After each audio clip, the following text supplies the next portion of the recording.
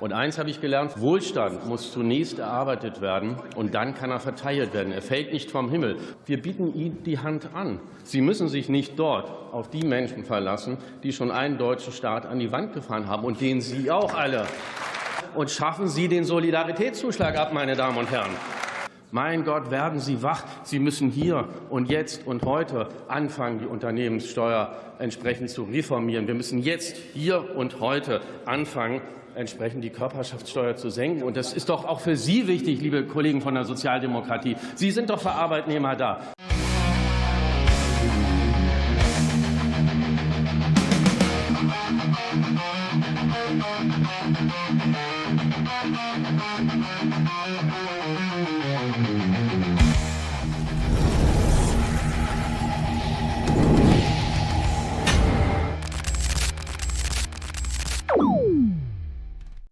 Hey Leute, willkommen in der Realität. Wenn Wohlstand nur noch umverteilt, aber nicht mehr erarbeitet werden soll, dann ist es Zeit, mal jemand daran zu erinnern, wie Leistung eigentlich funktioniert.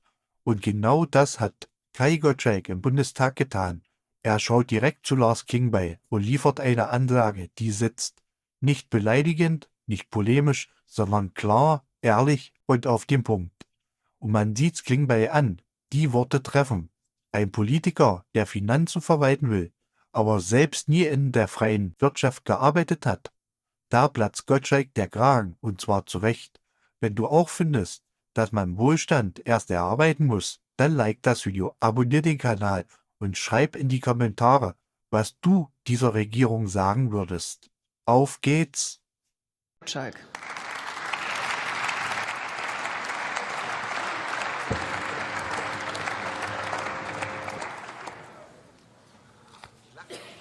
Frau Präsidentin, verehrte Damen und Herren!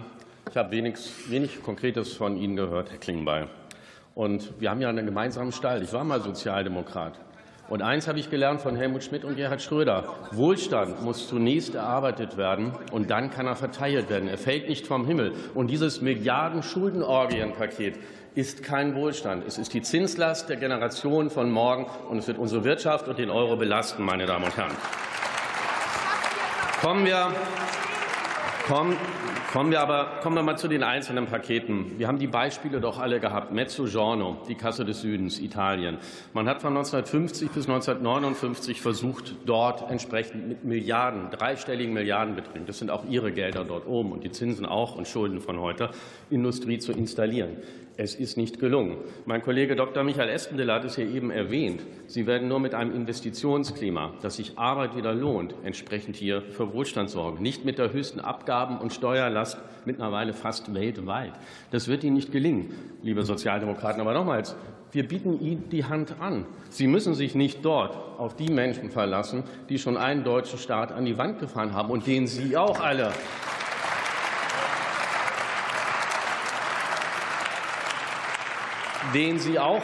entsprechend dort oben auf den Tribünen mitfinanzieren, noch heute. Ich sage einfach mal was Konkretes. Sie haben mir nichts gesagt. Was ist mit dem Solidaritätszuschlag, meine Damen und Herren? Auch von der Union.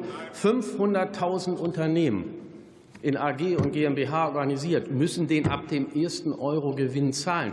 Da kam nichts dazu. Sie wollen Investitionsklima schaffen, dann machen Sie unseren Antrag, und wir werden ihn hier einbringen, sofort real, und schaffen Sie den Solidaritätszuschlag ab, meine Damen und Herren. Herr Spahn, Kanzler Merz ist nicht da. Wo bleibt der Booster, meine Damen und Herren? Wir könnten sofort hier und heute den Grundfreibetrag, ein Antrag von uns, auf 15.000 € erhöhen. Das wäre eine Maßnahme für untere und mittlere Einkommen, sie von der Inflation zu entlasten. Wir haben fast 30% Kaufkraftverlust durch Ihre Corona-Politik und Ihre Schuldenorgie. Und wenn Sie so weitermachen, ich bin wahrlich kein Freund des Euros, dann ist der Euro tot. Der Stabilitätsanker Deutschland verlässt jetzt den Pfad sozusagen der Solidität. Was soll das heißen? Steigende Zinsen für Italien, steigende Zinsen für Frankreich, steigende Zinsen für Spanien. Der Euro ist tot, wenn Sie so weitermachen. Und nochmals, ich bin kein Freund dieser Transferunion, die Sie dort geschaffen haben. Aber das ist nun wahrlich kein Zeichen an die Wirtschaft, an die Menschen, die sparen wollen, Altersvorsorge betreiben wollen, weil die Renten nicht mehr reichen, meine Damen und Herren. Es ist ein fatales Signal. Und von der Union, Sie versündigen sich hier an dieser Stelle mit. Das kann doch nicht Ihr Ernst sein, oder? Und ernsthaft, Sie wollen, da ist der Patient tot. Sie wollen ab 2028 anfangen, um jeweils 1 Prozentpunkt dann entsprechend die Körperschaftssteuer für Unternehmen hier zu senken. Haben Sie denn wirklich nicht gemerkt, mein Kollege hat es gesagt, was gerade in der Welt und hier passiert? Hier werden keine Werke mehr gebaut. BASF baut eines der größten Chemiewerke in China, aber nicht in Deutschland mehr. Mein Gott, werden Sie wach. Sie müssen hier und jetzt und heute anfangen, die Unternehmenssteuer entsprechend zu reformieren. Wir müssen jetzt, hier und heute anfangen, entsprechend die Körperschaftssteuer zu senken. Und das ist doch auch für Sie wichtig, liebe Kollegen von der Sozialdemokratie. Sie sind doch für Arbeitnehmer da. Wollen Sie Millionen von Arbeitslosen haben oder wollen Sie zufriedene, tatsächlich Facharbeiter in Deutschland haben? Die Politik geht in die Irre, die Sie hier betreiben, meine Damen und Herren.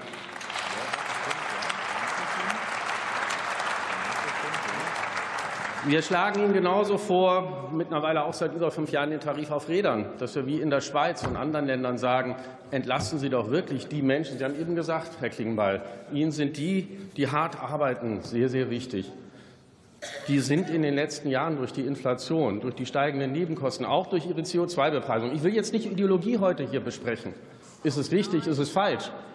Aber verdammt noch mal, das interessiert doch nicht den Mieter, den Facharbeiter irgendwo in Ludwigshafen, dass er seine Miete nicht mehr bezahlen kann, dass er Probleme hat, entsprechende Altersvorsorge darzustellen. Lassen Sie uns doch gemeinsam und bitte nicht noch mal mit den Kolleginnen und Kollegen, die einen deutschen Staat gegen die Wand gefahren haben, dieses Land wieder wettbewerbsfähig sein, dass, wie es Dr. Essenmiller gesagt hat, Menschen mit echter Ausbildung gerne nach Deutschland kommen, weil es sich lohnt, hier zu arbeiten. Aber 50% Abgaben, noch mal, da kommt doch kein Facharbeiter nach Deutschland. Der geht nach England, der geht entsprechend nach Amerika, nach Neuseeland, nach Australien, aber doch nicht nach Deutschland, meine Damen und Herren.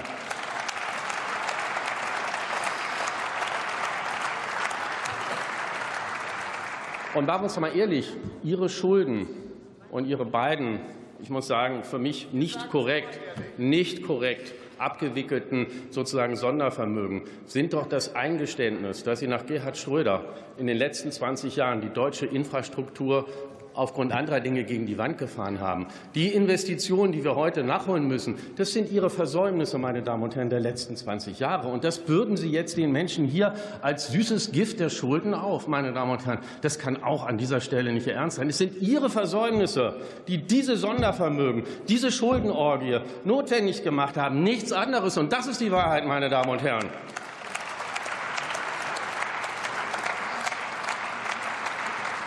Deswegen, um die Worte von Tino Kruppalla und Alice Weidel von gestern aufzunehmen, wir sind nicht nur mittlerweile der Anwalt der Menschen in den neuen Bundesländern, sondern wir sind auch der Anwalt der Wirtschaft, der hart arbeitenden Menschen und der Unternehmen. Und das werden wir sein in den Haushaltsdebatten, in den Finanzdebatten, meine Damen und Herren. Lassen Sie uns also tatsächlich, und ich nehme Sie da beim Wort, den Finanzminister, Herrn Spahn, den Kanzler, lassen Sie uns einen neuen Weg hier zusammen einschlagen zum Wohle des Landes, der Arbeitnehmer und der Zukunft unserer Kinder, meine Damen und Herren. Wir stehen an Ihrer Seite, wenn Sie die Leistungsbereitschaft und die Kräfte im Sinne Ludwig Erhards hier in Deutschland wieder erwecken, meine Damen und Herren. Danke.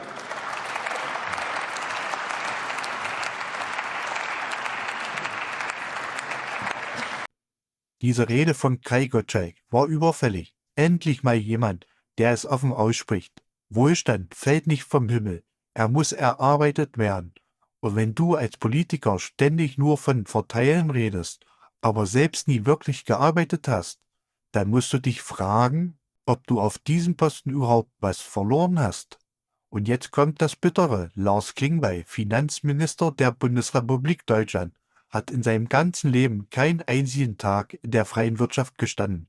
Zivildienst in der Bahnhofsmission. Dann ein Nebenjob im Wahlkreisbüro von Gerhard Schröder. Mehr nicht. Und dieser Mann will heute darüber entscheiden, wie hart arbeitende Menschen in Deutschland mit ihrem Geld umzugehen haben. Das ist keine Regierung. Das ist eine politische Verhöhnung der Leistungsträger dieses Landes. Kai Gottschalk hat's perfekt auf den Punkt gebracht. Mit Stil, mit Haltung und mit Fakten. Und Lars Klingbeil, dem entgleisen die Gesichtszüge, weil er genau weiß, die Kritik sitzt. Wenn du auch findest, dass man erst arbeiten sollte, bevor man über Geld anderer Leute entscheidet, dann weißt du jetzt, warum diese Rede von Kai Gottschalk so wichtig war. Denn wenn Typen wie Lars Klingbeil, die nie richtig gearbeitet haben, heute die Finanzen eines ganzen Landes mitverwalten, dann läuft in diesem System gewaltig was schief. Also, like das Video, abonnier den Kanal und schreib mir unbedingt in die Kommentare, was du dieser Regierung mal sagen würdest, wenn du da vorne am Pult stehen würdest. Denn eins ist sicher, je mehr Klartext, desto weniger können sie weiter so tun, als wäre alles normal. Bis zum nächsten Mal.